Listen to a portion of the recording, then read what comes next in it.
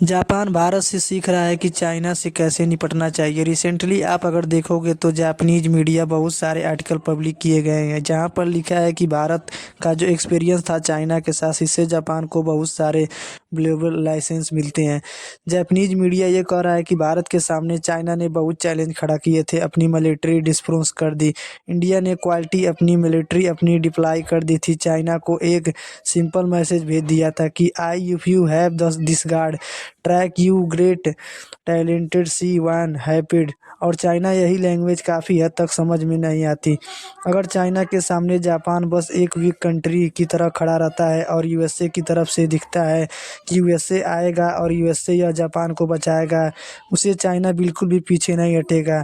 Japanese जियो political ये कह रहे हैं कि भारत जिस तरीके से चाइना के सामने खड़ा रहा उसी तरीके से जापान को भी खुद से डिफरेंस पर भरोसा दिखाइए। चाइना को चुनौती देनी होगी, तभी चाइना का अग्रसर कम हो जा होगा। आप अगर